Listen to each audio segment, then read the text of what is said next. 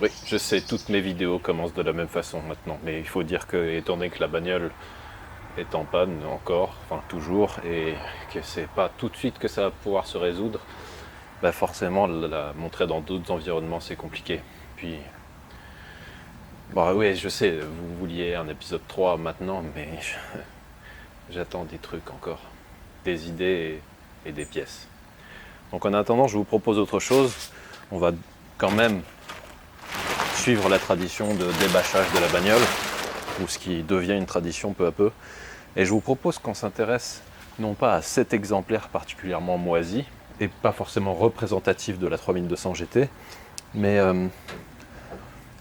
plutôt au contexte et à la manière dont Maserati est arrivé à produire cette petite merveille en allant naviguer un petit peu une décennie avant et peut-être même quasiment une décennie plus tard. Je pense que ça nous permettra d'apprécier ce modèle à sa juste valeur, que ce soit en bien ou en mal d'ailleurs.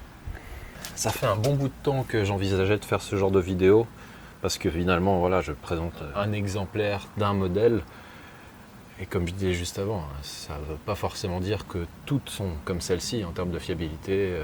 Celle-ci a été particulièrement maltraitée. Donc je veux bien avoir votre avis sur finalement ce format de vidéo. Est-ce que ça vous plaît? Est-ce qu'il faut en faire d'autres? Est-ce qu'il faut tout de suite arrêter cette connerie? Donc reprenons un fil chronologique pour réaliser d'où vient Maserati et comment pendant plusieurs dizaines d'années cette marque a fait partie du petit groupe de constructeurs qu'on va qualifier d'artisanaux avant de finalement rentrer dans le rang. Qu'est-ce que c'est Maserati en bref?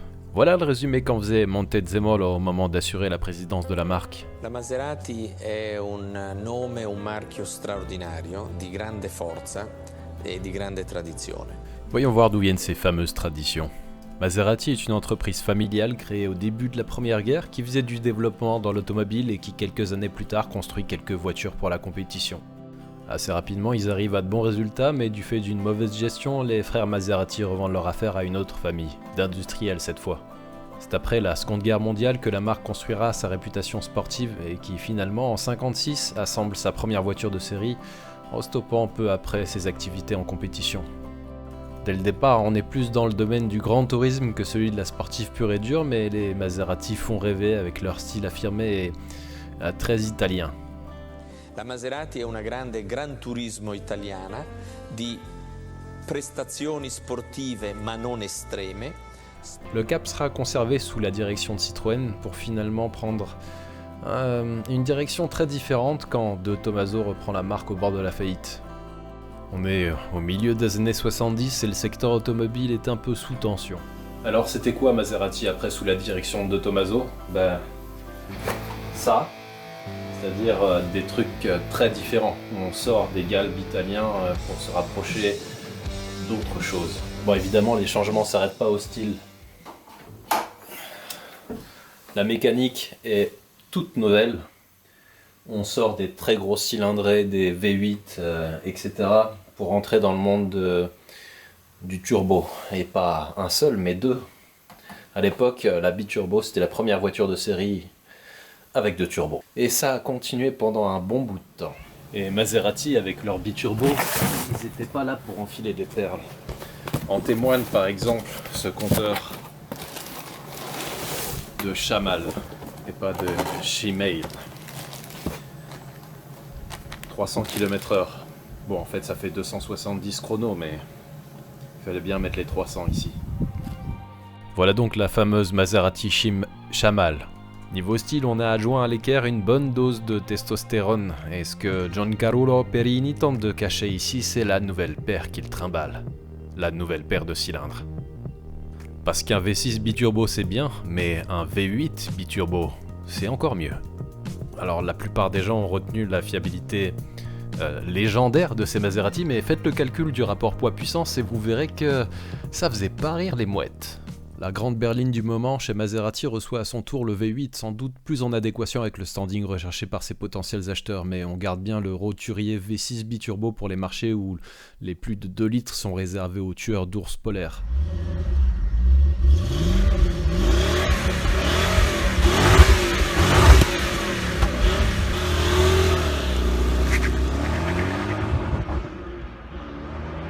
À ce stade, c'est pourtant clair que Maserati a du mal à se renouveler. On peut dire que jusqu'à 93, c'est dû à un manque de trésorerie, mais à partir de cette date, Fiat devient propriétaire exclusif de la marque. Et donc, ils ont de l'argent à injecter. Mais ils le font pas beaucoup. Il faut attendre finalement 97 et la prise de contrôle par Ferrari pour qu'ils décident de mettre au placard la vénérable Maserati Biturbo qui a encore servi de base pour la Quattroporte Quattro que vous avez vu il y a quelques instants. Elle est traînée le V8 dérivé lui-même du V6 originel et donc on va mettre nous aussi la Biturbo dans le placard. Voilà. Et on va parler de ce qui a suivi. Et à cette occasion, on abandonne les collaborations avec Gandini qui semblent fatalement aboutir à des boîtes à chaussures pour faire collaborer plusieurs entités dont Italdesign et donc Giugiaro par la même occasion. Vous allez me dire que, je me disais bien que c'était mal parti son dessin, c'est pour Daewoo. Et donc vous voyez pas le rapport. Alors regardez mieux. Donc ok, un prototype pour un coupé sportif à 2 volumes et 4 places. Et puis des lignes inspirées des sportifs des années 60 avec un arrière plongeant, des ailes galbées et un capot étroit. Ça vous rappelle rien, cette partie arrière? Même le coffre? Alors, les optiques ont rien à voir, mais quand même, il y a de l'idée là. Alors, ils ont peut-être pas récupéré le projet dans la poubelle, mais ils ont repris les bons ingrédients. Et je me permets une petite aparté, ceux qui ont l'œil auront reconnu la Kala, un autre proto Italdesign jamais produit, mais que je trouve fantastique. Et finalement, heureusement que Lamborghini n'en a rien fait parce que sinon j'aurais eu à mettre en quête d'une autre bagnole hors de prix à la fiabilité problématique.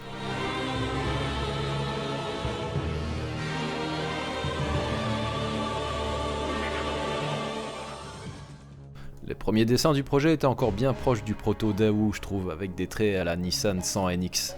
Manquait encore le coup de génie qui transforme un joli dessin en un feu d'artifice, mais heureusement il y a dû y avoir un stagiaire qui est passé par là et... boum! On s'est retrouvé avec l'équivalent automobile de Monica Bellucci. Enfin je veux dire... Bellucci. Quelques mois après, on a commencé à surprendre des mulets qui ressemblaient un peu à une DeLorean ou à une Esprit, avec la petite touche qui rappelle la malheureuse collaboration entre Maserati et Chrysler. A savoir que Zagato aussi a fini par proposer sa vision de la 3200, nettement plus néo-rétro, mais pas si mal. Voyageons maintenant à travers le temps et l'espace pour nous retrouver dans la toute nouvelle usine Maserati. On y retrouve majoritairement des Quattroporte Quattro, en cours d'assemblage ou en train de s'entasser à l'arrière des bâtiments, puisque oui, c'était un peu difficile à vendre. Et en fait, quand j'ai vu pour la première fois ces images, je me suis dit que c'était un peu trop cliché. On se serait cru à la DDE avec un mec qui bosse à la cool et 4 autres qui le regardent. Mais en fait, en scrutant mieux, on devine que ce qui se passe ici, c'est le transfert de compétences de Ferrari vers Maserati. Mais pas que. Sostanzialmente di rinnovamento di tutto il processo industriale. Il tipo di produzione che viene svolto in Maserati, così come quello che viene svolto in Ferrari, è una produzione per basse quantità che richiede un'altissima professionalità da parte delle persone. On est aussi en pleine formation pour le montage des 3200 GT. Ça y est, on y est enfin. Bon, vous faites pas avoir, ça y ressemble beaucoup, mais ce qu'on a à l'image, c'est pas un moteur de 3200 GT, mais son proche cousin destiné à une berline 4 portes. On les reconnaît facilement à leur collecteur d'admission, scindé en 2 plénums avec 2 boîtiers papillons qui ont le bon goût de pas être à commande électronique. Et faites pas attention au flash, c'est Marcello qui prend les photos pour la RTA. Donc, au bout de la chaîne, après les 14 berlines qui seront bientôt soldées, on retrouve l'une des premières 3200 quasiment prête à être livrée.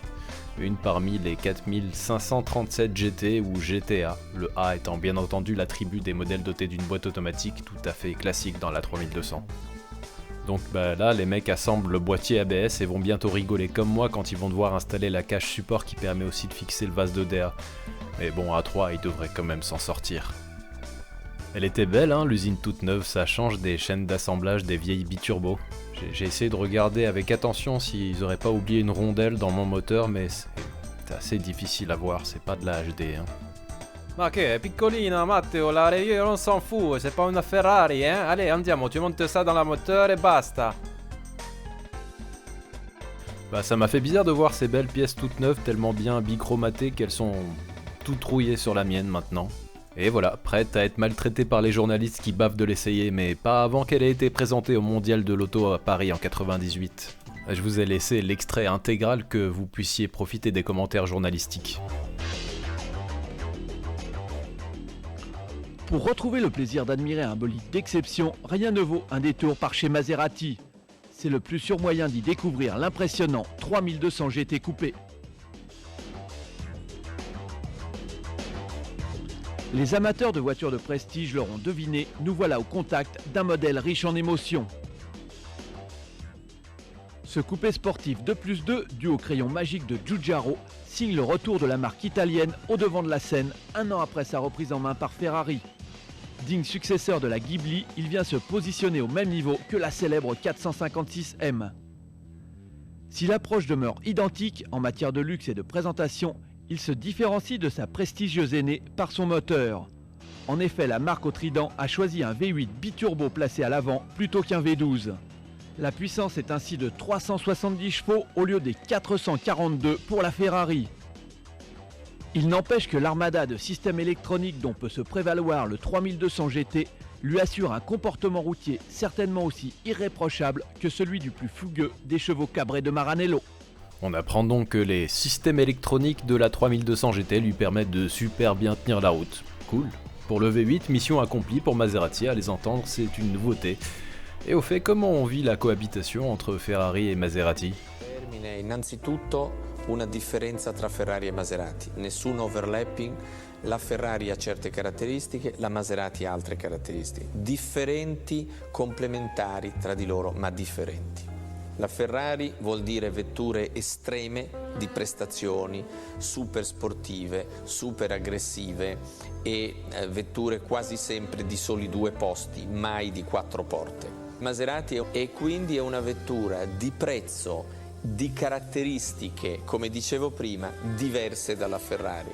La differenza tra Ferrari e Maserati sarà nettissima sotto tutti i punti di vista. Bah heureusement pour lui que la 550 a remplacé la 456 parce que sinon tous les journalistes se seraient empressés de faire un comparatif. À défaut de comparatif donc, voilà ce qu'en pensait Vicky pour Top Gear à l'époque. I think it looks good and surely you can't go wrong with that badge.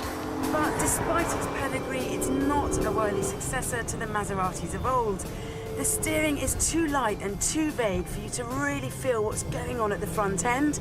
There's too much play in the middle pedal before the brakes bite sharply.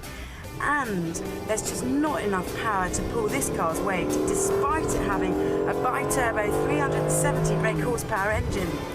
But it would have worked better had Maserati bothered to connect the turbos properly. Bon bah désolé Lucas, mais la qualité elle est pas encore au rendez-vous. Ça peut expliquer qu'elle sortait pas ses chevaux celle-ci. Dans l'ensemble, la voiture a été bien accueillie par la presse et par le public, à défaut de l'élever au statut d'une 8e merveille du monde.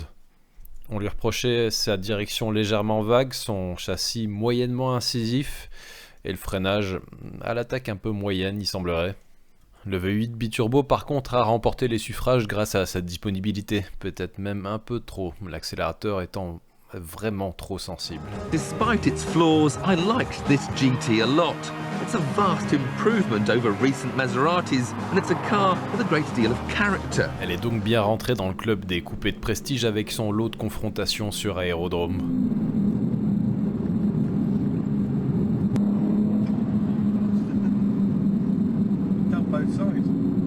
Et plus si affinité. Ouais, en fait je me rends compte que j'ai omis de vous donner les chiffres. Parlant d'une sportive, ce serait dommage. Comme son nom l'indique, ce V8 cube 3200 cm3 et grâce à l'assistance de 2 turbos, il nous sort 370 chevaux et 490 Nm. Chiffres qui sont parfois considérés comme sous-estimés dans l'idée où Ferrari ne voulait pas voir sa 360 Modena sortir moins de chevaux qu'une Sage 3200. Malgré tout, c'est surtout grâce à son poids contenu que les performances sont d'un bon niveau. Avec moins de 1600 kg à vide, elle s'en sort plutôt bien comparée à ses concurrentes. On peut donc faire bon usage du différentiel autobloquant et de la boîte 6 si on dispose d'une version manuelle.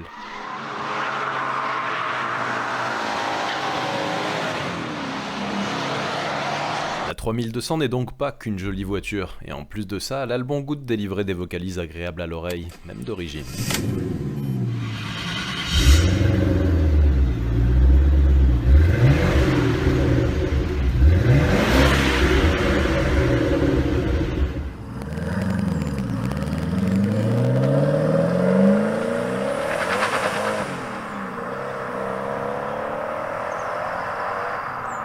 faut saluer les efforts déployés par Maserati pour arrêter de sortir 14 000 versions différentes d'une même bagnole.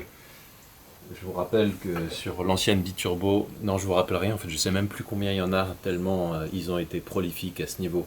Ça s'était calmé sur la Ghibli 2 déjà, donc c'est pas franchement étonnant, mais à ma connaissance, il n'y a que l'Assetto Corsa en fait. Elle reçoit essentiellement des modifications relatives à la liaison au sol. Assiette rabaissée, barre anti-roulis de plus gros diamètre, des réglages d'amortissement pilotés modifiés, de même que ceux de la direction à assistance variable. Les freins aussi reçoivent leur dose de modification. En parallèle, pas de modif sur la mécanique, mais apparemment il y a déjà ce qu'il faut. Esthétiquement, à part les jantes spécifiques, on est dans le détail difficilement perceptible. Une seule déclinaison donc, mais d'un autre côté, niveau personnalisation, il y avait ce qu'il faut. 14 coloris disponibles pour la peinture, du genre tous bien choisis, au point de vous mettre sérieusement en difficulté au moment de signer le bon de commande, je pense. Pour l'intérieur, on avait droit au programme de personnalisation dans tous les cas, il semblerait, mais j'ai pas trouvé la liste de coloris. Il semble que la palette était très large. Bon, certaines combinaisons pouvaient être discutables, je trouve, mais ça c'est selon le goût de chacun. Si j'avais eu à choisir, je pense que ça aurait été pour ce genre de version. Bianco Birdcage et intérieur Havane. Ou rouge, pas facile de se décider. Par contre, il manquait clairement une recette italienne à l'appel, une version découvrable. Quelques clichés volés laissaient un espoir de profiter d'une 3200 GT sans toit, mais ça n'a pas été le cas. En réalité, cette 3200 n'en est pas vraiment une. On retrouve sous le capot un V8 atmosphérique, un V8 Ferrari. Et on est seulement 4 ans après la mise sur le marché de la 3200 GT qu'elle se voit supplantée par une nouvelle version esthétiquement proche mais en réalité très différente. Ferrari a revu l'intégralité de la voiture. Est-elle meilleure ? Le débat reste ouvert. Par contre, elle peut se targuer de proposer une version Spider plutôt splendide, qui doit très bien s'associer à son moteur joliment volubile.